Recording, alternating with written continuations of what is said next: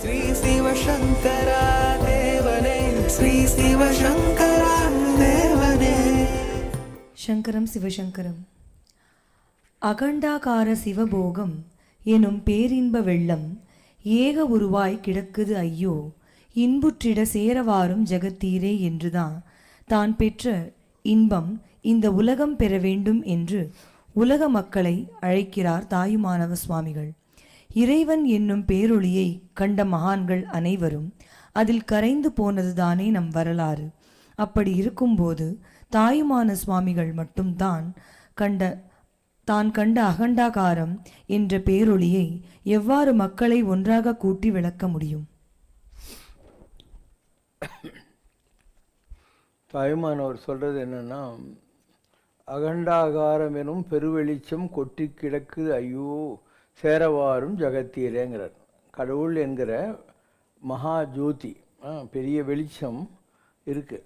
காக்கா கத்துற மாதிரி நானும் கத்துறேன். எப்படி ஒரு காக்காவுக்கு சாப்பாடு போட்டால் எல்லாத்தையும் காக்கான்னு கூப்பிடுவேன் இல்லையா, அந்த மாதிரி நானும் இந்த சந்தோஷத்தை நீங்கள்லாம் அடையணும், நான் பெற்ற இன்பம் உலகு பெற வேண்டுவனுங்கிற, எனக்கு கிடைச்ச சந்தோஷம் உலகத்தில் இருக்கிற எல்லாருக்கும் கிடைக்கணும் அப்படிங்கிறதுக்காக கூவுறேன்னு சொல்கிறாரு.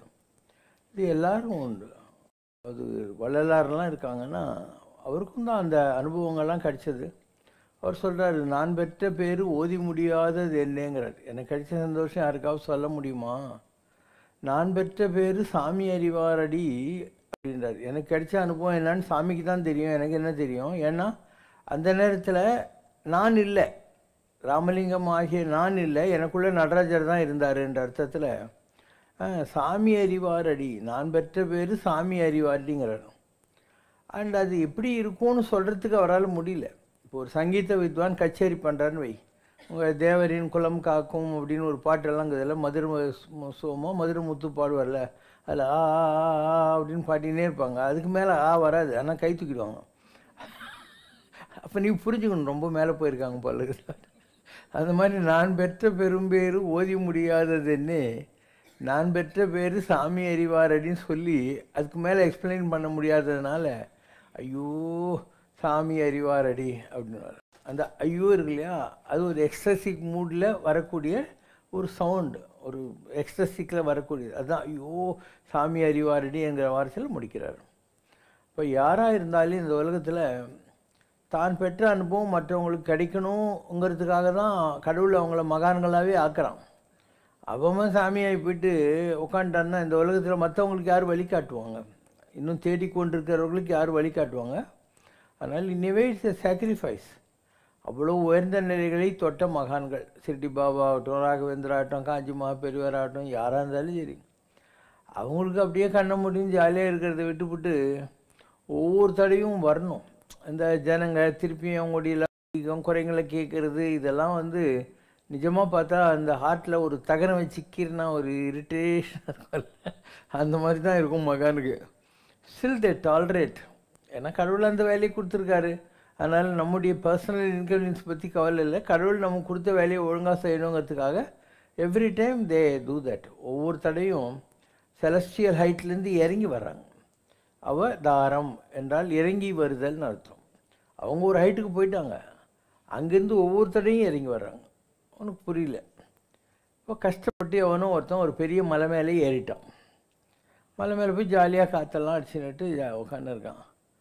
ஆனால் கீழே இருந்து மலை ஏறி வர ஒருத்தன் ஐயோ எனக்கு யாரும் வழிகாட்டலையா, வழி தெரியலையே அப்படின்ற போது அவன் சொல்லுவான், நீ அங்கேயே ஏறியா அப்படின்னு மேலேருந்து கீழே இவனை கையை பிடிச்சி கூட்டின்னு போகணும், இல்லை ஒரு குச்சி கொடுத்து இந்த குச்சி பிடிச்சி மேலே வான்னு சொல்லணும்.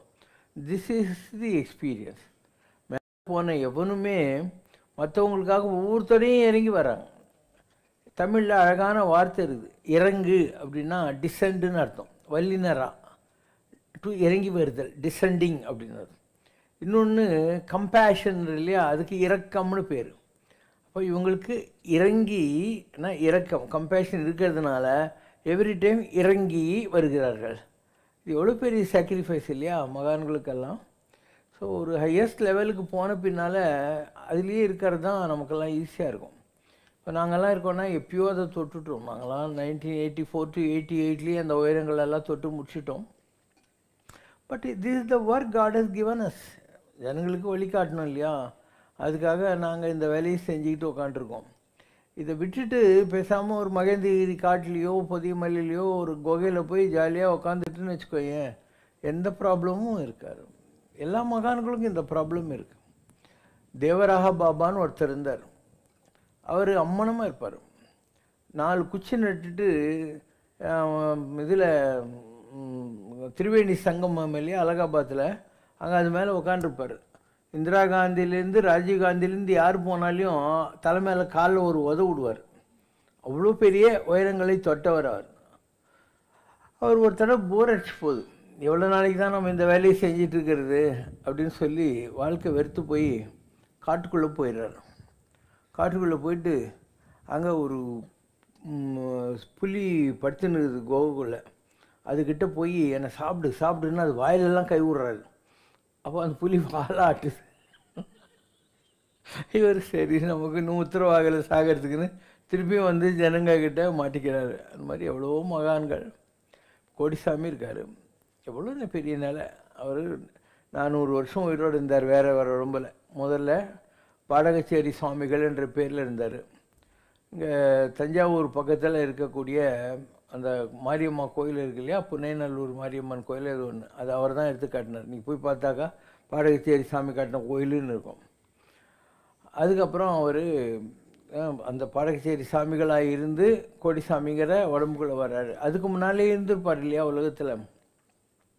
இப்போ நான் அவர்கிட்ட சொன்னேன், சாமி நான் மகேந்திரகிரிக்கெல்லாம் போயிட்டு வந்துட்டேன் அப்படின்னேன். எனக்கும் அங்கெல்லாம் போகணும் தான், இந்த ஜனங்களுக்கு கொஞ்சம் பாக்கி சாக்கி பைசல் பண்ணிட்டு போகலான்னு தான் உட்காந்து நிற்கிறேன் அப்படின்னாரு. இந்த ஜனங்களுக்கு பாக்கி சாக்கின்னா என்ன? அவங்க சாமி இன்றைக்கி தானே ஆயிருக்காங்க. அதுக்கு முன்னால் உலகத்தில் எத்தனையோ பிறப்பு எடுத்து அவங்களும் தானே உலகத்தில் வந்திருப்பாங்க. இப்போ யாரோ ஒருத்தர் அவங்களுக்கு மோர் வாங்கி கொடுத்துருப்பாங்க, புற பிஸ்கட் வாங்கி கொடுத்துருப்பாங்க, டீ வாங்கி கொடுத்துருப்பாங்க, எங்கள் வீட்டு திண்ணையில் படுத்துன்னு போக சொல்லியிருப்பாங்க, ஒரு வேஷ்டி வாங்கி கொடுத்துருப்பாங்க. அவங்களும் உலகத்தில் பிறந்திருக்காங்க. அதனால் என்ன ஆகுது, அவங்களுக்கெல்லாம் கூப்பிட்டு இவங்க நல்லது செய்ய வேண்டியிருக்கு. எந்தெந்த மகானாக இருந்தாலையும் அவன் இன்றைக்கி தானே இவ்வளோ பெரிய நிலையை தொட்டிருக்கான். இதுக்கு முன்பிறவிகளில் அவன் மகானாகிறதுக்கு அலைஞ்ச போது ஹெல்ப் பண்ணவங்கெல்லாம் உலகத்தில் இருப்பாங்க. அவங்க எல்லாரையும் கூப்பிட்டு அவங்களுக்கு ஏதோ ஒரு நல்லது செய்ய வேண்டியிருக்கும். இதுதான் ஆன்மீகத்தில் இருக்கிற ஒரு பெரிய ரிடில். இந்த மாதிரி பண்ணலைன்னா உன் கடன் கிடையாது.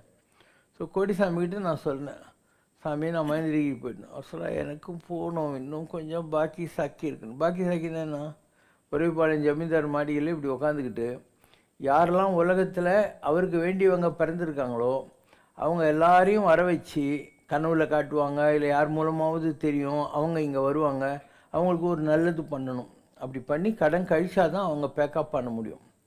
இது ரொம்ப பெரிய ஒரு பாஷை, ஆன்மீகத்தில் மிகப்பெரிய பாஷை இந்த பாக்கி சாக்கின்றது. அதனால் நீங்கள் எந்த மகான்கிட்ட போகிறீங்கன்றதும் ஏற்கனவே நிர்ணயமாயிருக்கு. நீங்கள் போனால் உங்களுக்கு அங்கே நல்லது நடக்கணுங்கிறதும் ஏற்கனவே நிர்ணயமாயிருக்கு. அதனால தான் பாரதி சொன்னால், முன்னர் நமது இச்சையினால் பிறந்தோம் இல்லை. நாம் நினச்சிக்கிட்டா இந்த உலகத்தில் பிறக்கிறோம், முதல் இடை கடை நம்ம வசத்தில் இல்லை. இந்த பாஸ்ட் ப்ரெசன்ட் ஃப்யூச்சர் எதுவும் நம்ம கண்ட்ரோலில் கிடையாது. அப்படிங்கிறது தான் வாழ்க்கை. அதனால் எவ்வளோ பெரிய மகானாக இருந்தாலும், இந்த இமாலய நைட்ஸ்க்கு போனவங்களாக இருந்தாலும் அவங்க திருப்பியும் உலகத்தில் வந்து யாருக்கெல்லாம் வந்து பாக்கி இருக்கோ அவங்களுக்கெல்லாம் கடனை கழிக்க வேண்டியிருக்கும். நில் பேலன்ஸ் வர்றபோது அவங்க லிபரேட் பண்ணிக்கலாம். அதுக்கு மேலே அவங்களுக்கு பாக்கி இல்லை. பேலன்ஸ் இருக்கிற வரைக்கும் என்ன தான் பெரிய போஸ்ட்டுக்கு போயிருந்தாலும் இறங்கி வந்து இவங்களுக்கெல்லாம் நல்லது பண்ணி தான் தொலைக்கணும், வேறு வழியே கிடையாது. இது ஒரு பெரிய பாஷை. ஒரு கிராமத்தில் யாரோ ஒரு மலையார் நாயக்கர் யாரோ ஒருத்தர் இருப்பார். அந்த ஊரில் ஒரு நல்ல பையன், ஏழை பையன். இவர் சொல்லுவார், டேய் நீ நல்லா படிக்கிறேன்னு வாத்தியார் சொன்னார்ரா, ஃபீஸெல்லாம் நானே கட்டிடுறேன், புஸ்தகம்லாம் நானே வாங்கி கொடுத்துறேன், எங்கள் வீட்டில் சாப்பிட்டுக்கோ, நல்லா படித்து பெரிய ஆளாவடா அப்படின்னா. ஸோ அவர் தயவில் இவன் படித்து பெரிய ஆள் ஆகிட்டான். அந்த பையன் இருக்கான் இல்லையா, அவன் கலெக்டர் ஆகிட்டு அதே ஊருக்கு வரான். கார்லேருந்து இறங்கி இப்படி ரூம்குள்ளே போகிறபோது பார்த்தா லைனில் அந்த பச்சை வேஷ்டி கட்டி நீங்கள் இவனுக்கு ஹெல்ப் பண்ண மொழியார் நின்றுக்கிறாரு. அங்கே போய் காலிங் பெல் அடிச்சு அங்கே ஒருத்தர் நிற்கிறாரு. அவர் இந்த பேராக கேளு, வேதாச்சல மொழியாராக கேளு அப்படின்னு. அவர் உங்களை கூப்பிட்றாரு கலெக்டர்னு. இவருக்கு ஒன்றுமே புரியாது, எதுக்குடா கலெக்டர் போய் நம்மளை கூப்பிட்றான்ட்டு. உள்ளே போனோடனே உட்காந்து இந்த கலெக்டர் எந்திரிச்சுன்னு, ஐயா நல்லா இருக்கீங்களா அப்படின்னு, உட்காருங்க, டீ காஃபி சாப்பிட்றீங்களான்னு. இவருக்கு மண்டை காஞ்சிடும். எதுக்கு கலெக்டர் உட்கார வைக்கிறான், டீ காஃபி கேட்குறான்னு இருக்கும். அப்போது அவன் சொல்லுவான், நான் தாங்க நீங்கள் படிக்க வச்ச பையன், நீங்கள் நான் தான் கலெக்டரு, உங்களுக்கு என்ன வேணும்னு கேளுங்க, நான் பண்ணுறேன் அப்படின்னும். இப்போ அவன் எவ்வளோ யோகியனாக இருந்தால் ஒரு காலத்தில் இவர் படிக்க வச்சாருன்றத நன்றியோட ஞாபகம் வச்சுன்னுட்டு உங்களுக்கு என்ன குறை சொல்லுங்கள், நான் தான் கலெக்டர் தீர்த்து வச்சிடறேன்னு சொல்லுவான் இல்லையா? அதே மாதிரி தான் மகான்கள். மகான்கள் ஆகிறதுக்கு யாரெல்லாம் உதவி செஞ்சாங்களோ அவங்களுக்கு மகான்கள் தான் கடமைப்பட்டிருக்கிறாங்க. மகான்கள் கடமைப்பட்டிருக்காங்க. இந்த பாஷை நான் தான் சொல்கிறேன், வேறு யாரும் சொல்கிறது இது வரைக்கும். இப்போ உங்களுக்கு ஏதாவது நல்லது பண்ணாதான் அவங்களுடைய கர்மா கழியும், அவங்களுடைய கடன் கழியும். அதனால தான் குறிப்பிட்ட ஒரு மகான்கிட்ட தான் எல்லாரும் போக முடியும் இல்லையா? இப்போது நான் எங்கேயோ 40 கிலோமீட்டர் தள்ளி உக்காந்துன்னு இருக்கேன். இங்கே யாரோ ஒருத்தர் வராங்க அப்படின்னா ஒரு கணக்கு இல்லாமல் வர முடியாது. இதுக்கு பேர் பாக்கி சாக்கின்னு சொல்கிறோம். விட்டக்குறை தொட்டக்குறை இருந்தால் தான் வருவாங்க. இப்போ அவங்கெல்லாம் மலேசியாக்காரங்க, எங்கேக்குது மலேசியா, எங்கேக்குது பெனாங்க, ஏன் வராங்க இல்லையா? இது நமக்கு அவங்களுக்கும் பழைய பாக்கி இருக்கும். அதனால் நம்ம தான் அவங்க பேங்க்கு. ஸோ உனக்கு எந்த பேங்க் இருக்குதோ அங்கே போனாக்கா அவனுக்கு வட்டியோட பணம் திருப்பி கொடுத்துருவாங்க இல்லையா? அந்த மாதிரி ஒவ்வொரு மகானும் ஒரு பேங்க் மாதிரி. அவங்களுக்கு வேண்டியவங்க அங்கே போனால் எத்தனை ஜென்மமாக அவங்களுடைய புண்ணியம் அங்கே ஸ்டோராக இருக்கோ அது கிடைக்கும். அதனால் முருகப்பெருமானை பற்றி சொல்கிற போது என்ன சொல்கிறாங்க? நற்கரிசை ஓடக்காரன். நல்ல செயல்களை புண்ணியங்களை செய்தவங்க யாரோ அவங்களுக்கு இந்த பிறவி பெருங்கடலை கடப்பதற்கு முருகப்பெருமான் ஓடக்காரனாக இருப்பான் அப்படின்னு அர்த்தம். இதே தியாக பிரம்மம் என்ன சொல்கிறாரு? பண்டுரீத்தி நீ చేసిన கொலுவு ஐயா அப்படின்னாரு. முன்பிறவிகள்லாம் நான் ஏதாவது நல்லது பண்ணியிருப்பேன் இல்லையா, அதை பார்த்து நம்மளை கொஞ்சம் உருப்பட வையி அப்படிங்கிற வார்த்தையை சொல்லுவார். இது மக்களுக்கு புரியறதில்லை. இப்போ ஒரு கோயிலில் சாமி இருக்குது, அந்த சாமி ஏன் மெரமணம் வருது? நம்மளாம் சோம்பேறிங்களாக இருக்கிறோம், கோயிலுக்குள்ளேயே போக மாட்டேன்றோம். ஏன்னா நிறைய பேர் நீ பார்த்தேன்னா கோயிலுக்குள்ளே போகிறதே அவனுக்கு ஒரு டைம் வேஸ்ட்டு, இல்லை சோம்பேறித்தனம். அப்படியே ஸ்கூட்டரில் போகிற போது என்ன பண்ணுவோம், வாயில் ஒரு தம் இருக்குமா, அது இப்போ 4 ரூபாய் செலவாயிடுன்றதுனால தம்மை இப்படி வச்சுட்டு சாரே ஜகான் சே அச்சா மாதிரி ஸ்கூட்டர் அப்படியே ஸ்லோ மோஷன் வச்சுட்டு இப்படி பார்த்துட்டு போயின்னே இருப்பான். நிறைய பேர் சாமி கும்பிட்ற அழகே இப்படி தான்.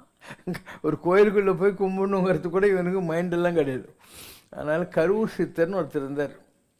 சிதம்பரத்தில் நடராஜரை பல்லக்கில் வச்சு தூக்கின்னு வராங்க. அதை பார்த்துட்டு அவர் சொல்கிறாரு, நையாத மனதினரை நைவிப்பான் வேண்டி ஐயா நீ வீதி உலா போந்தனையோ. நான் நையாத மனிதன், ஆனால் உருப்படாத புத்தி தான் எனக்கு இருக்குது, நையாத மனம். என்னை நைவிப்பான் வேண்டி, என்னை எப்படியாவது உருப்பட வைக்கணுங்கிறதுக்காக நடராஜா நீ ரோடாக வந்துக்கின்னுக்கிறியா என்னை தேடி அப்படிங்கிறார். நைவிப்பான் வேண்டி நீ வீதி உலா வந்தனையோ, அதுக்கு தான் நீ மெரமணம் வந்துன்னு இருக்கிறியா அப்படின்னு அர்த்தம். தியாகராஜர் இருந்தார். அவருக்கு ராமநவமி உற்சவம் பண்ண போகிறாருன்னா அவருக்கே தெரியாமல் அவர் பல்லக்கில் 1000 வெள்ளி யாரோ வச்சுட்டாங்க. காட்டு வழியில் இவருக்கு தெரியாது. திருடனுங்க அந்த வெள்ளி திருடலான்றதுக்காக பின்னாலேயே வராங்க. ராமலட்சுமணர்கள் இந்த பல்லக்குக்கு பின்னால் காவல் காத்துன்னு வராங்க வில்லம்பு வச்சுக்கிட்டு. அதனால் அந்த திருடங்களுக்கு திருட முடியல. மறுநாள் காத்தால் வெளிச்சம் வந்தவுடனே திருடனுங்க காலில் விழுறாங்க. சாமி நீங்கள் 2 வாட்ச்மேன் வச்சுக்கிறீங்களே, அவங்க ராத்திரி பூரா எங்களை நெருங்கவே விடல, உங்களுக்கே தெரியாது உங்கள் பல்லக்கில் 1000 வெள்ளி இது, ஆனால் அவங்க பின்னாலேயே அவங்கள பார்த்ததில் எங்களுக்கு நல்ல புத்தி வந்துச்சு, அதான் நாங்கள் உங்கள்கிட்ட மன்னிப்பு கேட்டுன்னு போகலான்னு வந்துக்கிறோன்னு. அப்போ தியாகபிரம்மம் சொன்னாராம், நன்னு மெச்சி பாலிம்ப நூ நடிசித்திவோ ஐயா அப்படின்னார். என்ன ஒரு பொருட்டாக மதித்து நீ என் பின்னால் நடந்து வந்தியா ராமான்வர். நன்னு மெச்சி பாலிம்ப காப்பாற்றுவதற்காக நுவு நீ நட்சத்திவோ அப்படின்னா நடந்து வந்தியா என் பின்னால் அப்படின்னு அர்த்தம். துளசிதாசர் இருந்தார் வடநாட்டில். ஒரு நாள் 2 திருடனுங்க நீங்கள் வச்சுக்கிற வாட்ச்மேனுங்க எங்களை ராத்திரிலாம் கட்டி வச்சு அடிச்சானுங்க அப்படின்னு சொல்கிறாரு. எங்கிட்ட வாட்ச்மேனே கிடையாதுப்பா அப்படின்னு. அப்போ ராமலட்சுமணர்கள் அவருக்கு தரிசனம் கொடுத்து சொல்கிறாங்க, நான் உனக்கு இந்த பவரெல்லாம் கொடுத்து உன்னை வச்சு ராமச்சரித் மானஸ் என்ற ராமாயண காவியத்தை எழுதி வச்சதெல்லாம் எதுக்காக? நிறைய தான தர்மம் பண்ணும், கோவில் குளத்துக்கெல்லாம் நீ கைங்கரியம் பண்ணுன்றதுக்காக. நீ வர்ற துட்டெல்லாம் அடிக்கடிக்கு பொட்டியில் வச்சுட்டு பூட்டின்னு உட்காந்துக்கிற. உனக்கு புரிய வைக்கிறதுக்காக தான் நாங்கள் இந்த நாடகத்தை ஆடினோம். நிறைய தானம் பண்ணு, தர்மம் பண்ணு, தொட்டணி தூரு மண்ணுக்கேடி நீ செலவு பண்ண உனக்கு பணம் வந்துக்கினே இருக்கும் அப்படின்னு சொன்னாங்க. ஸோ எல்லா மகான்களுடைய வாழ்க்கையிலையும் கடவுள் அவங்களுக்கு ஒரு பவரை கொடுக்கறது எதுக்காக கொடுக்குறான்? மற்றவங்களுக்கு கொடுக்கறதுக்காக வரலாம்.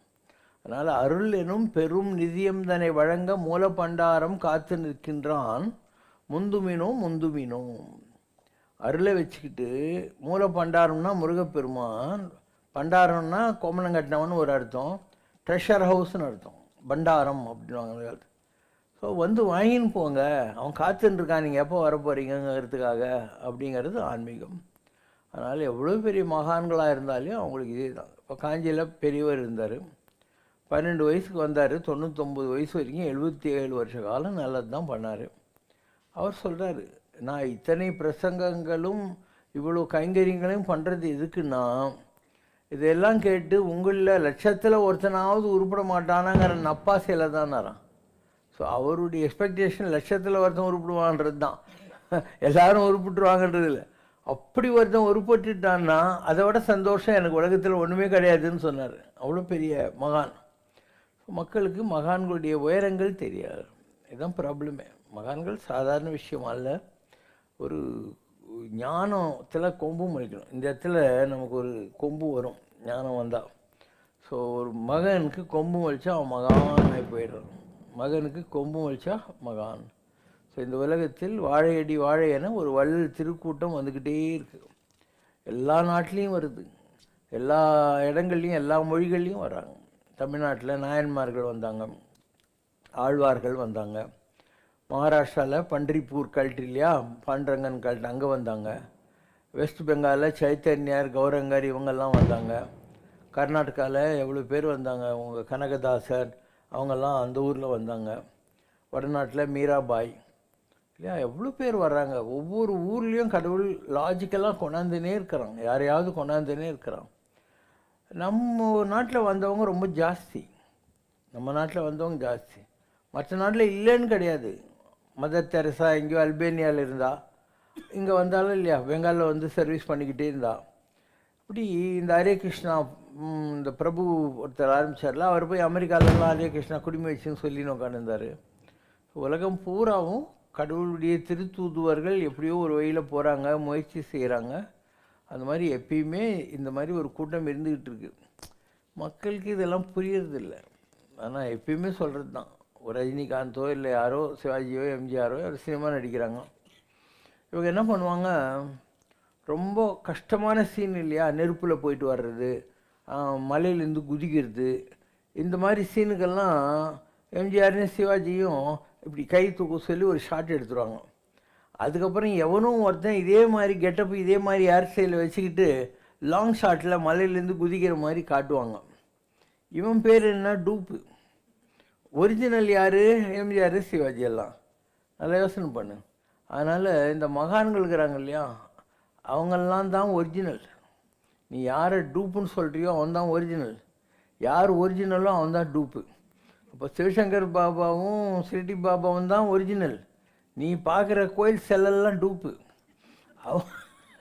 அவங்களுக்காக நாங்கள் தான் சிலுவை தாங்குகிறோம், நாங்கள் தான் உணவில் விஷம் வச்சு கொலை பண்ணப்படுகிறோம் இல்லையா, எல்லா அவமானங்களையும் நாங்கள் தான் தாங்குகிறோம். அவங்க ஜாலியாக தான் கோயிலில் உட்காந்துட்டு எல்லாம் அபிஷேகம்லாம் வாங்கிட்டு பட்டு கட்டின்னு உட்காந்துங்கிறாங்க. திண்டுக்கல் ராமதாஸ் சித்தர் இந்த உலக நன்மைக்காக ஒரு மரகதலிங்கத்தை திருச்செந்தூரில் பிரதிஷ்டை செய்யும் நோக்கத்தோடு முருகப்பெருமான் அறிவுரைப்படி ஆஞ்சநேயரிடம் பிரார்த்தனை செய்திருக்கிறார். அந்த மரகதலிங்கம் பிறகு அவருக்கு கிடைத்து திருச்செந்தூரில் பிரதிஷ்டை செய்யப்பட்டதா, அது இதுவரை பிரதிஷ்டை ஆகவில்லை என்றால் போகரின் நவபாஷாண முருக விக்கிரகம் மாதிரி உரிய நேரத்தில் அந்த மரகதலிங்கமும் இந்த உலக நன்மைக்காக வெளிப்படுமா? இன்னும் பிரதிஷ்டை ஆகலை, ஓகேவா. அவர் திண்டுக்கல் ராமதாஸ் சாமி இருக்கார் இல்லையா, அவர் ரயில்வேயில் டிக்கெட் கலெக்டராக இருந்தார். திண்டுக்கல் H2 ராணி மங்கம்மாள் காலனியில் அவருக்கு ஃப்ளாட்டு, HIGO MIGO ஃப்ளாட் இருந்துச்சு. ஒரு நாள் டிக்கெட் கலெக்டராக போகிற போது ஒரு சித்தர் ஒருத்தர், எனக்கு பசிக்குது ஏதாவது வாங்கி கொடுன்னாரு. இவர் வாங்கி கொடுத்தாரு. திண்டுக்கல்லில் இறங்கின உடனே அவரும் இறங்கிட்டார். உங்கள் வீட்டுக்கு வரட்டுமான்னாரு. வாங்க அப்படின்னாரு. வீட்டில் தங்குற போது அவர் என்ன பண்ணார், அவங்க வீட்டில் இருக்கிற பழைய இரும்பு எல்லாம் இல்லை, அதெல்லாம் கொண்டாந்து இங்கே போடுன்னாரு. அவர் கொண்டாந்து போட்டார். அவர் அதை தங்கமாக மாற்றினார். இது போய் விற்றுட்டு வா அப்படின்னாரு. இவர் போய் விற்றுட்டு கரெக்டாக அந்த காசை கொண்டாந்து வச்சார். அப்போது அந்த சாமியார் கேட்டார், இந்த வித்தியை கற்றுக்கணுன்னு உனக்கு என்ன இல்லையா? பேஸ் மெட்டீரியலில் தங்கமாக மாற்றுற வித்தியை கற்றுக்கணுன்னு உனக்கு ஆசை இல்லையான்னு சொல்கிறேன். எனக்கு இதில் என்ன இன்ட்ரெஸ்ட் இருக்குது, நீங்கள் சொன்னீங்க போய் விற்றுன்னு வந்து கொடுத்துன்னு. இப்போ அவர் சொன்னாராம், நான் உனக்கு இந்த பவரை கொடுக்குறேன், நீ ரொம்ப நேர்மையாக இருக்க, உனக்கு பவரை கொடுக்குறேன்னு அவருடைய அந்த அக்கல்ட் பவர்ஸ் இருக்கு இல்லையா, சித்த சக்தின்னு சொல்லுவாங்க, அது இவருக்கு கொடுத்தாரு. இவர் நேர்மையான ஆள் தான், காசுக்கெல்லாம் பெருசாக ஆசைப்பட மாட்டார். அண்டு சில இடங்களில் வந்து மக்களுக்கு இந்த மாதிரி எதாவது ஹெல்ப் பண்ணுவார், ஆறுதெல்லாம் சொல்லுவார். அந்த மாதிரி இருந்துக்கிட்டு இருந்தார். ஸோ அவருடைய நோக்கம் என்னவாக இருந்ததுன்னா, இந்த மரகத லிங்கம் ஒன்றுத்தை திருச்செந்தூரில் பரிஷ்டை பண்ணோன்னு இருந்தது.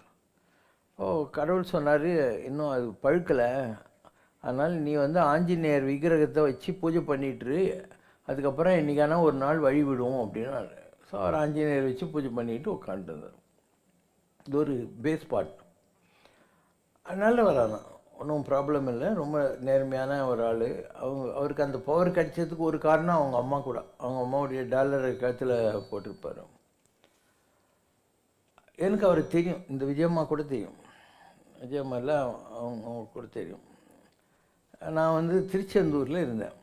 திருச்செந்தூரில் இருக்கிற போது நான் தங்கியிருந்த ரூம், நான் ஒரு ஐஏஎஸ் ஆஃபீஸர் கூட இருந்தாங்க, சண்முக சிகாமணின்னு இந்து சமய அறநிலைத்துறை இல்லையா, அவர் செக்ரட்டரி இருந்ததுனால கோயிலில் அவருக்கு முதல் மரியாதை கொடுப்பாங்க. ஸோ நான் அலங்கார் கன்சாம் பிள்ளை ஒரு 3 பேரும் கெஸ்ட் ஹவுஸில் தங்குவோம். காலையில் 4 மணிக்கு போவோம். நாங்கள்லாம் பூஜை பார்த்து முடிச்சப்புறம்தான் அவங்க மடாதிபதிகள் எல்லாம் கூட உள்ளே விடுவாங்க. அந்த மாதிரி ஒரு இதில் இருந்தோம். நம்ம நந்தகோபால்னு ஒரு ஜாயின்ட் கமிஷனர் இருந்தார் அந்த இடத்துல. அப்போ நான் உட்காந்துருக்கிறேன், என் ரூமுக்கு வந்தார். வந்து முருகர் வந்து உனக்கு உபதேசம் கொடுக்க சொல்கிறாரு வா அப்படின்னு சொல்லி ஒரு இது கொடுத்தார். அதுக்கப்புறம் நான் கோயிலுக்குள்ளே போகிறபோது இந்த ஐயப்பசாமி வேஷம் கட்டின நிறைய குழந்தைங்கள்லாம் அந்த கருப்பு வேஷ்டியெல்லாம் கட்டினுங்க. அவங்க எனக்கு முன்னால் பாடின்னு போகிறாங்க, ஐயனுக்கு ஐயன் முருகன் தான், அனைத்தும் அளிப்பவன் முருகன் தான். அப்போ ஐயப்பசாமிக்கு குரு முருகன் தான். ஏன்னா பழனி முருகனை பார்த்து தான் அவர் உட்காந்து இருக்கார். இவர் மேற்க பார்த்து கேரளாவை பார்த்து உட்காந்துருக்காரு பழனி முருகன், அவன் அங்கேருந்து இவரை பார்த்துன்னு உட்காந்துருக்கான். அப்போ ஐயனுக்கு ஐயன் முருகன் தான், அனைத்தும் அளிப்பவன் முருகன் தான் பாடிக்கின்னு போகிறாங்க. கோயிலுக்குள்ளே நம்ம போனோம் வந்தோம், இதெல்லாம் வேறு விஷயம். ஸோ அவருக்கு கிடைக்கல அந்த பழுத்த லிங்கம் இல்லையா, அது கிடைக்கல. இன்றைக்கும் எங்கேயாவது இருக்கும், ஏதோ ஒரு காலத்தில் அவரோ இல்லை அவருடைய வழியில் வந்த யாரோ இல்லை அவரே வேறு உடம்புல வர்ற போதோ கிடைக்கிறதுக்கு வாய்ப்புகள் எல்லாம் இருக்குது. இந்த மாதிரி பல நேரங்களில் இந்த டச்சு கொள்ளைக்காரங்கள்லாம் இருக்காங்கள்ல, அவங்க கோயிலில் இருக்கிற சிலையெல்லாம் ஏதோ கோல்டு கில்டு இருக்குன்னு திருடின்னு போடுவானுங்க. அவங்க டச்சு கடலாடிகள்னுவாங்க. கப்பலில் ஏற்றிக்கின்னு திருச்செந்தூரில் சண்முகர் இருக்கார் இல்லையா, அவரை எடுத்துக்கிட்டு போகிறாங்க. போகிற போது கடல் கொந்தளிக்குது. இவங்க பயந்து போய் இந்த சிலையை எடுத்து சாப்பிடுவாங்க, நம்ம முழுகிடுவோம் பழகுதுன்னு சிலையை தூக்கி தண்ணியில் போட்டு ஓடி போட்டாங்க. அப்போ வடமலை ஒரு பெரிய மகான் இருந்தார், இந்த திருநெல்வேலியில் இருந்தார். அவர் கனவுல முருகன் போய் நான் மிதந்துட்டுருக்கேன், நீ என்னை எடுத்து போய் அந்த இடத்துக்கு அடையாளமாக ஒரு எலுமிச்சம்பழம் மாலை ஒரு கார்டன் இருக்கும்னு சொன்னாங்க. ஸோ இவர் தூத்துக்குடியிலேருந்து முத்து எடுக்கிறவங்கள கூட்டின்னு போய் அந்த இடத்துல பார்த்தா எலுமிச்சம்பழம் மாலை இருக்குது, கார்டன் சுற்றின்னு இருக்குது. அந்த சிலையை எடுத்து கோயிலில் பரிஷ்டை பண்ணுறாங்க. அதனால் இன்றைக்கி கூட சூரசம்ஹாரம் முடிஞ்ச உடனே தேவரி நீங்கள் இங்கு எழுந்து அருளியது எமக்கு நல்ல காலம் அப்படின்னு பாட்டு பாடிக்கின்னுட்டு அதுக்கு ஒரு விழா இருக்குது, இன்றைக்கும் இருக்குது திருச்செந்தூரில் அந்த மாதிரி. ஸோ அந்த ஒரு சாமி இருக்கார் இல்லையா, அவர் மேலே அங்கே இருந்த கட்டபொம்மு ராஜுக்கு, கட்டபொம்மன் வீரபாண்டியில் அவங்க அப்பன், அவனுக்கு ஒரு பொறாமை வந்து என்னது சிலையை இவங்க வீட்டு வாசலில் மண்டகப்படிக்க வைக்கிறாங்களேன்ட்டு ஒரு நாள் வைக்க வேணாம்னு சொல்லிட்டான். அந்த இடத்துல அப்படியே நின்றுச்சு, சிலை மூவே ஆகலை. ஸோ இவரை கூட்டும் போன உடனே தான் திருப்பியும் அங்கேருந்து கிளம்பிச்சு. அதனால் அந்த பழக்கம் தொடர்ந்து கொண்டே இருக்கிறது அப்படிங்கிற மாதிரி இருக்கும். ஸோ யார் ஒழுக்கமாக இருக்கானோ, கடவுளை நம்பியிருக்கானோ, அவனால் கடவுள் கைவிடுறதில்லை. ஏதோ ஒரு வகையில் அவங்களுக்கு அனுபவம் கிடைக்கும், இல்லை அவங்கக்கிட்ட இருக்கிற பவர் என்னங்கிறத கடவுள் மற்றவங்களுக்கு வெளிப்படுத்துவார். அந்த மாதிரிலாம் நடக்கும். இங்கே திருவாரூர்கிட்ட ஒரு தட்சிணாமூர்த்தி சுவாமிகள்னு ஒருத்தர் இருந்தார், மடப்புறம் தட்சிணாமூர்த்தி சுவாமிகள்னு சொல்லுவாங்க. நேக்கடை தான் இருப்பார், ஆனால் பயங்கர பவர்ஃபுல். உடம்பு பூரா தோல் வியாதி இருக்கிற ஒரு பொம்பளை, அதாவது இந்த ஸ்கின்னெல்லாம் போயிடும், சொரியாசிஸ்னுவாங்க இல்லையா, அதில் ஹையஸ்ட்டு. அவளுக்கு என்ன பண்ணுறதுன்னு தெரியல, எங்கே போயும் க்யூர் ஆகலை. துணிஞ்சி அம்மனமாக உட்காந்துக்கிற சாமியார்கிட்ட போனான். என்னடி வேணும் அப்படின்னாரு. உன்னடி வேண்டும்னா. பூ அப்படின்னு காரி துப்புனார். இவன் என்ன பண்ணான், அந்த எச்சை உடம்பு பூரா தடிக்கினால நல்லா போயிட்டான். பார்க்குறவன் என்ன நினச்சிருப்பான், இந்த சாமியாருக்கு எவ்வளோ கொழுப்பு இருக்கும், ஒரு பொம்பளை நம்பி போனாக்கா எச்சை துப்புறான் அப்படின்னு நினச்சிருப்பாங்க. சித்தர்களை புரிஞ்சிக்க முடியாது. சித்தர்கள் பேசுகிறது, நடந்துக்கிறது எதுவுமே கரெக்ட் இல்லை. அவங்க நினைக்கிறது ஒன்று தான் கரெக்ட். நீங்கள்லாம் இருக்கிறீங்க, நான் இட்லி சாப்பிட்டேன்னு சொன்னேன்னா அது உண்மை தானே, நீ சாப்பிட்டதும் உண்மை, சொன்னதும் உண்மை. சயின்டிஸ்ட்டுங்க இருக்காங்கல்ல, அவங்கெல்லாம் அப்படியே ரத்தம் தூங்காத அப்படியே ரத்தம் இந்த கண்ணை வச்சுக்கிட்டு செவப்பா புல்கானின் தாடி வச்சுக்கிட்டு அலைஞ்சின்னு இருப்பான். அவனுடைய நடைமுறைகள் எல்லாம் பொய். ஆனால் அவன் சொல்கிறான்ல, தாமஸ் ஆல்வா எடிசன், நீராவி தத்துவம், ஆர்கமிடிஸு, இதெல்லாம் உண்மை. அவன் சொல்கிறது உண்மை, ஆனால் அவன் நடைமுறை அனுப்பு. எவன் சொல்கிறதும் பொய்யோ, நடைமுறை பாவனையும் பொய்யோ, நினைக்கிறது மெய்யோ, அவன் தான் ஞானி.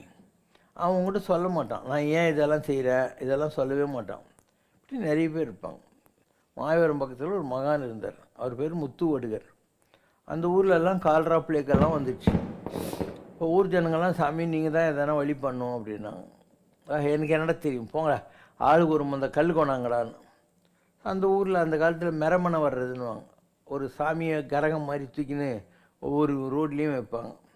அதாவது ஆரிய வயசான கோம்டி, பிராமின்ஸு, முதலியார், இந்த மாதிரி ஒவ்வொரு தெருவிலையும் வைப்பாங்க. ஸோ அப்படி வர்றபோது இவர் என்ன சொன்னார், ஆளுக்கு ஒரு கல் கொண்டாங்கடான்னு. ஸோ இவர் இது முதலியார்பேட்டை கல் அப்படின்னு ஒவ்வொன்றா குடிக்கிறாரு. குடிச்சிட்டு இன்னும் கேஸு அப்படியே டரு புருன்னு எல்லோரும் சிரிக்கிறாங்க. சாமி கொளுத்து போய் இவ்வளோ கல் குச்சி விட்டு இப்படிலாம் பண்ணியிருக்குதுன்னு சொல்லி. இவர் என்ன பண்ணுறாரு, அந்த ஊராருடைய கர்மாவை தன் உடம்புக்குள்ளே வாங்கின்னு தான் விடுற கேஸை அந்த ஊருக்குள்ளே பரப்பி அந்த ஊருக்குள்ளே வியாதி வராமல் பண்ணிவிட்டார். ஷிரடி சாய்பாபா கூட இந்த மாதிரி பண்ணியிருக்காரு. ஒரு நாள் என்ன பண்ணுறாரு, கோதுமையாக அரைக்கிறார் உட்காந்துட்டு. எல்லோரும் என்னடா இவர் பிச்சை எடுத்து சாப்பிட்ற சாமியார் ஆச்சு, இவர் எதுக்கு அரைக்கிறாருனாங்க. அதை 4 மூட்டையாக கட்டி 4 பேரை கூப்பிட்டாரு. நார்த்து, சவுத்து, ஈஸ்ட்டு, வெஸ்ட் 4 மூலையில் இந்த கோதுமையை தெளிச்சிட்டு வாங்க. ஏன், அந்த நேரத்தில் மகாராஷ்டிரா பூராவும் கால்ரா பிளேக் இருந்துச்சு. இவர் அந்த கோதுமையை மானசீக சங்கல்பத்தில் அது மாதிரி அரைச்சி தெளித்ததுனால அந்த ஊருக்குள்ளே கால்ரா பிளேக் வரவே இல்லைன்னு. அதனால் மகான்களை உங்களால் புரிஞ்சிக்க முடியாது, எதுக்காக இப்படி செய்கிறாங்க, இதெல்லாம் ஒன்றுமே தெரியாது. கோடிசாமி இருந்தார், ஒரு பொம்பளை, அகரகாத்து பொம்பளை, பிராமின். அவளுக்கு தீராத அல்சர். கோடிசாமி ஒன்றுமே சாப்பிட மாட்டார். நீ வாயில் கொண்டு போய் எதனா மிட்டாய் வச்சேன்னா அப்படின்னுவார். அவங்க யாரை கூப்பிட்றாங்களோ அதான் போகணும், கையில் தூப்புவார், நீ சாப்பிடணும். இதுதான் பிரசாதமே அங்கே. ஸோ இந்த ஐயர் பொம்பளையை கூப்பிட்றாரு. அந்த நேரம் அவர் வாயில் யாரோ மீன் வச்சுக்கிறாங்க. இவர் அப்படின்றாரு. அந்த பொம்பளைக்கு தர்ம சங்கடம். மீன் எப்படி சாப்பிட்றது, இருந்தாலும் இந்த வயிற்று வலியில் படுற கஷ்டத்துக்கு என்னானாலையும் பரவாயில்லன்னு போனால் அந்த மீன் அவர் கையிலிருந்து அந்த பொம்பளை கைக்கு வர்றதுக்குள்ளோ அவர் வாயிலிருந்து அது மிட்டாய் ஆகிப்போச்சு. இப்படியெல்லாம் பண்ணுவாங்க மகான்கள், உனக்கு பரிசு வைப்பாங்க. ஸோ பெரிய மகான்கள் இருக்காங்க, அவங்களுடைய வழிமுறைகள் நமக்கு புரியவே புரியாது. ஆனால் நீ நம்பி போனால் உனக்கு கட்டாயம் நல்லது நடக்கும், அதில் உங்களுக்கு டவுட் இல்லை. இந்த மாதிரி நிறைய நடக்கும். என்னுடைய வாழ்க்கையில் என்னுடைய பிளானிங் ஒன்றும் இருக்காது, ஆனால் நடந்ததை சொல்கிறேன் நான். தலையாட்டி சித்தர்னு ஒருத்தர் இருந்தார். பிரம்மரிஷி மலைன்னு பெரம்பலூர்கிட்ட ஒன்று இருக்குது. அவர் தலை இப்படி ஆடினே இருக்கும். அவர் எங்கேயோ கொல்லிமலையெல்லாம் போய் தவம் பண்ணி அந்த வைப்ரேஷனில் தலை இப்படி ஆடினே இருக்கும். அதான் தலையாட்டி சித்தர்ன்றது. அவர் இங்கே சத்யா ஸ்டுடியோஸ் பக்கத்தில் ஜூபிட்டர் ஸ்டுடியோ, ஜூபிட்டர் சோமு, அந்த கால சினிமா எம்ஜிஆர் தான் எடுத்திருப்பாங்க, மர்ம யோகியெல்லாம். அவங்க வீட்டில் இருக்காருன்னு நான் போய் எனக்கு சைதாப்பேட்டில் வீடு, அதனால் அவர் பார்க்குறதுக்கு போனேன். போய்ட்டுனா சும்மா எல்லோரையும் அப்சர்வ் பண்ணுவேன், உட்காந்துன்னுக்கிறேன். அப்போ ஒரு வயசான ஆள், ஒரு லேடி, அவருக்கு ஒரு 70 வயசு இருக்கும், அந்த பொம்பளைக்கு ஒரு 45 வயசுக்கு மேலே இருக்கும். சாமிக்கிட்ட வர்றாங்க. ஏன்னா அவர் சித்த வைத்தியர், கொல்லிமலை மூலிகை. அவர்கிட்ட போய் அவங்க சொல்கிறாங்க, சாமி இவ என் பெரிய பொண்ணு, நான் ஜெமினி ஸ்டுடியோவில் என் பேர் சீதாராமன், டைப்பிஸ்ட் வேலை செஞ்சுட்டு இருந்தேன், எனக்கு கண்ணு தெரியல, அதனால் ஜாப் டைப்பிங் மாதிரி பண்ணி நான் என் பொண்ணை படிக்க வச்சேன். இவளுக்கு இன்கம் டேக்ஸில் வேலை கிடச்சிது. இவ தலையெடுத்து 2 தங்கச்சிங்களை படிக்க வச்சு கல்யாணம் பண்ணி கொடுத்துட்டான். இப்போ கொஞ்சம் மாதமாக இவளுக்கே கண்ணு தெரிய மாட்டேங்குது, நீங்கள் தான் அவளை ஏதாவது காப்பாற்றணும் அப்படின்னு. இதுதான் டைலாக். நான் கேட்டுனுங்கிறேன். அப்போ எனக்கு சொல்கிறாங்க இந்த மாதிரி பண்ணுறா அப்படின்னு. நான் அவளே சாமியார் பார்க்கறதுக்கு வந்துக்கிறோம், நமக்கு எதுக்கு தோமுன்னு நான் வீட்டுக்கு போயிட்டேன். அன்றைக்கெல்லாம் தூங்கவே விட மாட்டேன்றாங்க. நாங்கள் சொன்னால் நீ ஏன் பண்ண மாட்டேன் அப்படின்னு. சரின்னு வெறுப்போட காலையில் சாமியார்கிட்ட போனேன். சாமி நேற்று வந்தாங்களே, அவங்களுக்கு கொஞ்சம் ஃபோன் பண்ணி வர சொல்லுங்கன்னு. எதுக்கு அப்படின்னு. ஏதோ ஒரு கணக்கு வருது சாமின்னு. அவங்க 2 பேரும் ஆட்டோவில் வந்து இறங்குறாங்க. யார்? அந்த சீதாராமன் அவங்க பொண்ணு 2 பேரும் வந்து இறங்குறாங்க. அப்போ இங்கே யார்? சிவசங்கர் எதுக்காக வர சொன்னார் அப்படின்னு அந்த கிழவன் உள்ளே வரான், அந்த பொண்ணுங்க உள்ளே வரான். ஸோ அந்த பொண்ணு உள்ளே வந்த உடனே அவளை பலான்னு ஒரு அடி கொடுத்தேன். நினச்சி கூட பார்க்க முடியாது ஆன்மீகம் எப்படியெல்லாம் வேலை செய்யுது. அப்போது அருள் வாக்கு வருது. என்ன வருதுன்னா, அன்றைக்கு அகரிகைக்கு என் கால்பட்டு சாப விமோச்சனம், இன்றைக்கு என் கைப்பட்டு உனக்கு சாப விமோச்சனம், உன் குடும்பத்திற்காக நீ செய்த தியாகம் உன்னை கைவிடவில்லை என்று தெரிந்து கொள் அப்படின்னு. இப்படி தான் பியூர் தமிழில் வரும் அந்த காலத்துலலாம். அதுக்கப்புறம் அவங்க அப்பாவை அப்படி பிடிச்சிக்கிட்டு, ஏண்டா நீ எந்திரிச்சா உக்காந்தா எந்த குருவாயூரப்பனை கூப்பிட்றியோ அவன் குடும்பத்தை கைவிடலைன்னு தெரிஞ்சுக்கோ அப்படின்னு அந்த ஆளுக்கு 2 குத்து. நான் வந்துட்டேன். சாமியார் எனக்கு ஃபோன் பண்ணுறாரு, சங்கரா இன்னிலேருந்து உனக்கு நல்ல பேருப்பா அப்படின்னாரு. என்ன சாமின்னு. அந்த பொண்ணுக்கு நல்லா பார்வையெல்லாம் வந்துச்சான். அவங்க ஃபோன் பண்ணி சொன்னாங்க, உனக்கும் தான் பொண்ணு இருக்குது இல்லை, நீ ஏன் ஊரங்கர்மாவெல்லாம் வாங்குற அப்படின்னாரு. அப்போ நான் சொன்னேன், என்ன சாமி கர்மாவை நான் வாங்கிறதுல கொடுக்கறது இல்லை, என்ன யாரோ இயக்குறாங்க, அவங்க பண்ண சொல்கிறாங்க, நான் பண்ணுறேன். நான் இதான் ஆட்டு வித்தால் யாரும் ஒரு ஆடாதாருன்ற மாதிரி. இது ஒரு எக்ஸாம்பிள், கேஸ் ஸ்டடி எப்படி நடக்கும். அப்போ நான் வந்து அண்ணா நகரில் வீடு, எனக்கு மௌனம், பேச மாட்டேன். 40 நாள் இன்னும் மௌனத்தில் இருக்கிறேன். 30 நாள் 40 நாள். அப்போ திடீர்னு ஒரு நாள் சொல்கிறாங்க, மெயின் ரோட் காந்தி நகர் அடையாருக்கு போ அப்படின்றாங்க. நான் இருக்கிறது அண்ணா நகரில். எதுக்கு சொல்கிறாங்கன்னு தெரியாது. நேராக போகிறேன், கதவு திறந்துருக்குது. அவங்க வீட்டுக்குள்ளே குட்டு குட்டுன்னு போகிறேன். போனால் அங்கே பூஜை ரூம், இப்படி உள்ள நுழைஞ்ச பூஜை ரூம் இருக்குது. அங்கே போய் உக்காடுறேன். அங்கே ஒரு 2-3 அடியில் ஒரு பெருமாள், அவர் பக்கத்தில் ஸ்ரீதேவி தேவி, பஞ்சலோகத்தில் இருக்கக்கூடிய விக்கிரகங்கள். ஒரு எலுமிச்சம்பழம் கொண்டாண்டு சைகை காட்டுறேன், எழுதி கட்டணும். எலுமிச்சம்பழம் வருது, அதை அங்கே வைக்கிறேன். ஒரு பேப்பரை கொண்டாந்து சொல்லி எழுதுகிறேன், இன்றைக்கூட உன்னுடைய எல்லா கஷ்டமும் தீர்ந்துருச்சு, நீ இந்த பெருமாள் கோயில் கட்ட போகிற, உன்னுடைய ப்ராப்ளம் எல்லாம் முடிஞ்சு போச்சு, தைரியமாக இரு அப்படின்னு எழுதி கொடுத்து நான் படிக்க மாட்டேன். நான் எதுக்கு போனேன், என்ன எழுதுனேன் எனக்கு ஒன்றும் தெரியாது. ஒரு மாதம் அப்படி ஆகிருக்கும். திருப்பியும் வருது, நீ அங்கே போகணும் அப்படின்னு. நான் அவங்க வீட்டுக்குள்ளே போகிறேன். அவங்க என்னை பார்த்து அழுகுறாங்க. ஆனால் என்ன அப்படின்னு அவங்க சொன்னாங்க. அவருடைய கதை சொன்னார். அவர் பேர் அனந்தகிருஷ்ணன். அவர் 7 கம்பெனிக்கு ஓனராக இருந்திருக்கார். Sri Vishnu industry, Srivatsa paper converters, இந்த மாதிரி 7 கம்பெனி. ஹஸ்பண்டு, ஒய்ஃபு, ஒரு பையன். அவருக்கு பிஸ்னஸில் கஷ்டம் வந்துச்சு. அந்த பையனுக்கு ஸ்கூல் ஃபீஸ் கட்டினோன்னா வீட்டில் இருக்கிற பித்தளை குழாயெல்லாம் கழட்டி கொண்டு போய் கடையில் விற்று ஃபீஸ் கட்டுவார். அரிசி வாங்குறதுக்கு காசு இல்லைன்னா பழைய இண்டு பேப்பரெல்லாம் கடையில் கொண்டு போய் போட்டு அரிசி வாங்கணும். என்னடா இப்படி ஆகிப்போச்சேன்னு இங்கேருந்து நேராக மந்திராலயம் போயிருக்காங்க ராகவேந்திர பார்க்கறதுக்கு. பார்த்துட்டு 130 ரூபா கையில் இருந்துருக்குது. சரி திருப்பதி போகலான்னு அங்கேருந்து மந்திராலயத்துலேருந்து திருப்பதி வந்துருக்கு. நைட்டு 9-10 மணி இருக்கும்.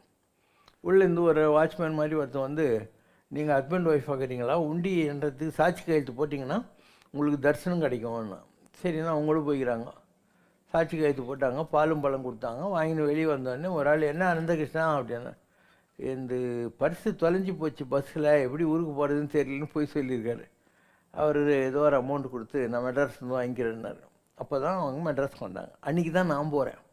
போயிட்டு எல்லா கஷ்டம் தீர்ந்துச்சு, இந்த பெருமாள் கோயில் கட்ட போகிறேன்னு சொல்லிட்டு வந்துட்டேன்னா, அதுக்கு ஆனால் ஒரு நாள் அரை நாளில் அவங்க ஆடிட்டர் வந்தார். உனக்கு என்ன ப்ராப்ளம் சொல்லி அப்படின்னாரு. சொன்னார், எனக்கு எல்லாமே கடன் ஆகிப்போச்சு, இந்த வீட்டை விற்றா தான் கடன் அடையும். ஆனால் எல்லோரும் கேஸ் போட்டுக்கிறாங்க, கார்னிஷ் ஆர்டர்னு பேர். இந்த வீடு விற்கக்கூடாது, எங்கள் அமௌண்ட் செட்டில் பண்ணிட்டு தான் இதை விற்கணுன்ட்டு, அதனால் என்ன பண்ணுறதுன்னு தெரியலன்னு. அவர் சரியா என் பேருக்கு ஒரு பவர் ஆஃப் அட்னி எழுதி கொடுன்னு கோர்ட்டில் கொண்டு போய் 25% அமௌண்ட்டை அவர் ஆடிட்டரே கட்டி வீடு விற்கிறதுக்கு ஆர்டர் வாங்கி கோர்ட்டு மூலமாகவே கடங்காரங்களுக்கெல்லாம் செட்டில்மெண்ட் பண்ணிட்டு மீதி இருக்கிற பணத்தை இவர்கிட்ட கொடுத்து நீ எங்கேயாவது இடம் வாங்கின்னு செட்டில் ஆகிடியா, இனிமேல் பிஸ்னஸ் எல்லாம் உனக்கு வேணாம் அப்படின்னு சொல்லிட்டார். இதெல்லாம் இந்த ஒரு மாதத்தில் முடிஞ்சு போச்சு. அன்றைக்கி காத்தால அவருக்கு ஒரு விஷன். இவர் திருப்பதி கோயிலுக்குள்ளே போகிறாரு. அங்கே ஒரு ஐயங்கார் பஞ்சகச்சம் கட்டின்னு வா வா என்ன பெருமாள் உன்னை கோயில் கட்ட சொன்னால் சும்மா சுற்றின்னு இருக்க அப்படின்னாராம். இது அவருக்கு கிடைச்ச டைலாக். அப்போ தான் அவருக்கு ஷாக் அடிச்ச மாதிரி, இந்த மாதிரி யாரோ ஒருத்தர் நீ கோயில் கட்டுவேன்னு சொல்லிட்டு போனார், அவரை போய் எங்கே தேடுறது, நான் போய் கரெக்டாக நிற்கிறேன். இதுதான் அனுபவம் பண்ணுறது. அதனால் அனுபவம், நீ நிஜமாக கடவுளை நம்பினேன்னா உனக்கு 1000 வழிகளில் கடவுளுடைய அனுபவங்கள் வரும். நம்பிக்கை இருக்கணும். யானைக்கு தேவை தும்பிக்கை, மனிதனுக்கு தேவை நம்பிக்கை. அந்த நம்பிக்கை இருந்தால் மிராக்கிள்ஸ் வில் ஹேப்பன். நிறைய அதிசயங்கள் உன் வாழ்க்கையில் எவ்வளோ மோசமான சூழ்நிலையில் இருந்தாலும் உனக்கு கிடைக்கும். இப்போ நான் எவ்வளோ வருஷமாக ஆன்மீகத்தில் இருக்கேன், 37 வருஷமாக இருக்கேன். நான் 37 இயர்ஸ் ஆன்மீகத்தில் இருக்கேன். பர்சனலாக எனக்கு ஒரு லைஃபே கிடையாது. ஜனங்க அவங்க குறைய கேட்குறது, சாமி கும்பிட்றது, ஜபம் பண்ணுறது, யாகம் வளர்க்குறது, இதுதான் நம்ம பண்ணிக்கிட்டே உட்காந்து. எனக்கு எவ்வளோ அனுபவம் இருந்திருக்கும். என்னை ஒரு கருவியாக்கி எவ்வளோ பேருடைய வாழ்க்கையில் கடவுள் எப்படியெல்லாம் அதிசயங்களை செய்திருப்பான்.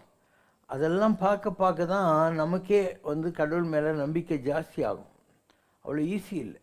ஒரு குரு இருந்தார், ஒரு சிஷ்யன்தான்.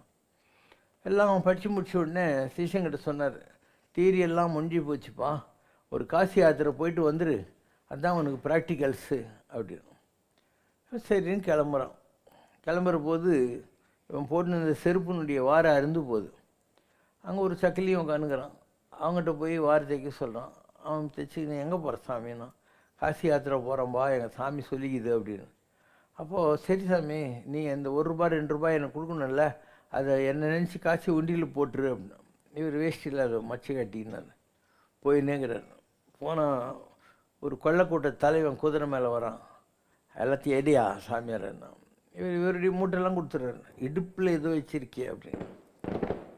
அது ஒரு ஏழை செருப்பு தைக்கிற தொழிலாளி கடவுளுக்கு கொடுத்தது, அது நீ என் உயிரை எடுத்துக்கோ அப்படின்னா. என்ன இவ்வளோ ஒரு நேர்மையான ஆளாகிறான்ட்டு அவனே அவ்வளோ கொடுத்தா நான் எவ்வளோ கொடுக்கணும், ஒரு மூட்டை நிறைய பந்து கொடுத்து போ, என்ன நினச்சி காசியில் போடு அப்படின்னா. காசி நெருங்க போகிறான். அங்கே ஒரு பிரம்மராட்சசன், ஒரு பிராமணன் தான் வாழ்நாளில் தான் கற்ற வித்தை யாருக்காவது கற்றுக் கொடுக்காமல் செத்து போட்டான்னா அவன் ராட்சசனாக ஒரு பிறவி பறப்பான். அவன் கேட்குற கேள்விக்கு யார் பதில் சொல்கிறாங்களோ அப்போ தான் அந்த உடம்பு அவனுக்கு மாறும். இல்லைன்னா அப்படியே பிரம்மராட்சசன் சுற்றிக்கினே இருப்பான். வா ரொம்ப நாள் ஆச்சுன்றான். இவன் எல்லாம் கரெக்டு, எனக்கு 1 வாரம் டைம் கொடு, நான் நெருப்பு வளர்த்து சத்தியம் பண்ணி கொடுக்குறேன். அந்த கொள்ளைக்கூட்ட தலைவன் கொடுத்த பணம், ஏழை தெருப்பு சைக்கிற தொழிலாளி கொடுத்த பணத்தை காசி விஸ்வநாதர் உண்டியில் போட்டு வரேன், நீ என்னை சாப்பிட்டுக்கோ அப்படின்னு. சரின்னு விட்றான். போயிட்டு இவர் 1 வாரம் ஆயிடுச்சு. வாப்பா என்னை சாப்பிட்டுன்றான். வரவே மாட்டேன்றான். இவர் ஐயோ என் சத்தியம் பொய்யாயிடும் போலகுதேன்னு. அப்போ எதிரில் ஒரு தேவ புருஷன் நிற்கிறான். சாமி, நான் தான் பிரம்மராட்சசன், உங்களை காசிக்கு அனுப்பிச்ச புண்ணியத்தில் என்னுடைய ராட்சச சரீரம் மாதிரி நான் பழைய தெய்வ வடிவத்தை அடைஞ்சிட்டேன், ரொம்ப தேங்க்ஸ் அப்படின்றான். அது ஒரே சந்தோஷம். அங்கேருந்து வரான். அப்போ யானை மேலே ஒருத்தன் அம்பாரி வச்சுன்னு ராஜா வரான். இவரை பார்த்த உடனே கீழே குச்சி, சாமி எனக்கு தெரியுதா, நான் தான் கொள்ளை கொடுத்தலைவேன், உங்களுக்கு மூட்டை கொடுத்து விட்ட அன்றைக்கி நான் போய் ஒரு மரத்தடியில் படுத்துன்னு இருந்தேன், இந்த நாட்டினுடைய ராஜா செத்துப்பிட்டான், அப்போ யானை மாலை எங்கழுத்தில் போட்டுச்சு, நான் தான் ராஜா ஆகிப்போம் அப்படின்னா. இவருக்கு இன்னும் சந்தோஷம் ஆயிடுச்சு. நேராக வராரு. பார்த்தா பெரிய ஸ்டோர். அதில் அந்த செருப்பு தைக்கிற தொழில் உக்காந்துக்கிறான். சாமி, பெரிய லாட்ரி அதிர்ஷ்டம் அடித்து நான் இவ்வளோ பெரிய கடைக்கு ஓனர் ஆகி போயிட்டேன், எல்லாம் காசி விஸ்வநாதருக்கு உங்கள்கிட்ட ₹2 கொடுத்த அதிர்ஷ்டம்னா. அவருக்கு ஒரே சந்தோஷம். நேராக குருக்கிட்ட வந்தார். குருவே, நீங்கள் சொன்ன மாதிரி ப்ராஜெக்ட் போயிட்டு வந்துட்டேன், எனக்கு 2 டவுட் அப்படின்னா. என்ன அப்படின்னா, ஒரு ஏழை செருப்பு தைக்கிற தொழிலாளி கோடீஸ்வரன் ஆனான், ஒரு அது நல்லது, அவன் நல்ல வேணானான். ஆனால் ஒரு கொள்ளைக்காரன் எப்படி ராஜா ஆனான், ஒரு பிரம்மராட்சசன் எப்படி தெய்வ வடிவத்தை அடைஞ்சான் அப்படின்னு. அப்போ குரு சொன்னாராம், இந்த உலகத்தில் நான் கடவுள்னு ஒருத்தர் இருக்கான்னு புக்கில் தான் கற்றுக் கொடுத்தேன், இப்போ உனக்கு நிஜமாகவே தெரிஞ்சு போச்சு, கடவுள்னு ஒருத்தன் நிஜமாகவே இருக்கான், இந்த உலகத்தில் நடக்கிற எல்லாத்தையும் அவன் பார்த்துக்கின்னு இருக்கான், அவன் வந்து நினச்சாக்கா ஒவ்வொருத்தருக்கும் அவன் செய்கிற ஒரு புண்ணியத்தினுடைய பலனை கொடுத்து அவனை மேலே கொண்டு வந்துடுவான். ஸோ இவன் வந்து கொள்ளை கொடுத்த தலைவன். ஒரு கோயிலுக்கு போகிறதுக்கு ஹெல்ப் பண்ணி பணம் கொடுத்தானா அவனுக்கு அந்த நாட்டில் இருக்கிற எல்லா திருடங்களையும் தெரியும். அதனால் இவனை ராஜா ஆக்கிட்டால் அந்த நாட்டில் எந்த திருடும் நடக்காது இல்லையா? அதனால் அவனும் பிரம்மனுஷன் எல்லாரையும் சாப்பிட்ணும் உட்காந்துருந்தான். அவனை பழைய வடிவத்துக்கு கொண்டு போயிட்டு இனிமேல் காட்சிக்கு போகிறவங்களுக்கு தொந்தரவு இருக்காது. அப்போ பார்த்தியா எவ்வளோ நல்லது நடக்குது. கடவுள் வெயிட் பண்ணின்னுக்கிறாங்க, யாராவது ஜனங்க நல்லது பண்ண மாட்டாங்களா, அதை வச்சு அவங்கள உருப்பட வச்சிடலான்ட்டு. இதை நீ தெரிஞ்சுக்கணும் இல்லையா அப்படின்னு இவன் கேட்குறான். ஒரே 2வது டவுட் சாமி, என்ன வச்சு ஒரு சாதாரண ஆள் கடை ஓனர் ஆகிட்டான், ஒருத்தன் ராஜா ஆகி போயிட்டான், ஒருத்தன் வந்து தெய்வ வடிவத்தை அஞ்சிட்டான், இவ்வளோலாம் செஞ்சு எனக்கு என்ன லாபம் அப்படின்னா. அப்போது குரு சொன்னாராம், இந்த உலகத்தில் கடவுள்ன்றது ஏதோ ஒரு ஃபோட்டோ சிலைன்னு நினச்சிட்டு இருந்த, இப்போ அவன் இல்லாத இடம் இல்லை. கண்காணி இல்லை என்று கள்ளம் பல புரிவார், காணுங்கால் கண்காணி என்று ஒன்று இல்லாத இடமில்லை காண். எல்லா இடத்துலையும் கடவுளுடைய கண்கள் இருக்குது அப்படிங்கிறது உனக்கு நேரடியாக தெரிஞ்சு போச்சு. எல்லா இடத்துலையும் அவன் இருக்கான்னு தெரிஞ்சு போச்சு. அவன் நினச்சான்னா உன்ன மாதிரி ஒரு யூஸ்லெஸ் ஃபெலோ ஒரு உதவாக்கரையை வச்சு இவ்வளவையும் பண்ணிடுவான் அப்படின்னு உனக்கு புரிஞ்சு போச்சு. இதுதான் ப்ராக்டிக்கல் நாலேஜ் அப்படின்னாராம். அதனால் இந்த உலகத்தில் எல்லாமே கரெக்டாக தான் நடந்துக்கிட்டு இருக்கு. பகவத்கீதையும் அதுதான் சொல்லுது, எது நடந்ததோ நன்றாகவே நடந்தது, எது நடந்து கொண்டிருக்கிறதோ நன்றாகவே நடந்து கொண்டிருக்கிறது. அதனால் நீ சாட்சி மட்டும்தான், உன்னை சுற்றி நடக்கிற எல்லாத்தையும் வேடிக்கை பார்த்துன்னு இருந்தால் போகிறோம். ராஜா கையை வச்சா ராங்காக போனதில்லை. அப்போ நம்ம ராஜா சாதாரண ராஜாவா? கோவிந்தராஜா, தியாகராஜா, சுந்தர் ராஜா, நடராஜா இல்லை, அவன் கையை வச்சா ஏதாவது ராங் ஆகுமா? இதுதான் வந்து நீங்கள் தெரிந்து கொள்ள வேண்டிய பாடம். உங்கள் எல்லாரை விட வாழ்க்கையில் நிறைய சோதனைகளை நான் அனுபவித்திருக்கிறேன். இப்போன்னு இல்லை, எல்லா காலகட்டங்கள்லையும். ஆனால் ஒவ்வொரு சோதனையிலும் நான் பாஸ் ஆக ஆக நான் மேலே போயிட்டே இருந்தேன். நீலாங்கரைக்கு நெருப்பு வச்சாங்களா, எல்லோரும் என்ன நினச்சிருப்பாங்க, இவ்வளோ பெரிய ஆசிரமம் எல்லாம் வச்சுட்டானுங்க பாவிங்கன்னு நினச்சிருப்பாங்க. அதுக்கப்புறம் தான் நீ இவ்வளோ பெரிய இடத்த வாங்கி இதெல்லாம் கட்டி எல்லாம் பூஜை எல்லாம் பண்ணுவோம். இப்படி எல்லாத்துக்கும் பின்னாலேயும் ஒரு நல்ல ஒரு அது நடக்கிற போது தான் உனக்கு புரியும் எதுக்காக இதெல்லாம் நடக்குது அப்படிங்கிறது உனக்கு புரிய ஆரம்பிச்சிடும். பிரம்மம் பூரண பிரம்மம் நாராயண பூரண பிரம்மம் பிரபஞ்சம் பூமி பிரபஞ்சம் யாவுமே உன்பதம் தஞ்சம். சிவசங்கரா சத்குணசாகரா சிவசங்கரா அதிகருணாகரா இன் கலி தீர்க்க வந்த கலியுக அவதாரா. பிரம்மம் பூரண பிரம்மம் நாராயண பூரண பிரம்மம். மெய்யாகி உலகின் மேல் நீ வைத்த கருணையினால் மண்ணில் பிறந்தாயோ. குறை ஒன்றுமில்லை மறைமூர்த்தி கண்ணா, குறை ஒன்றும் இல்லை கண்ணா, குறை ஒன்றுமில்லை கோவிந்தா.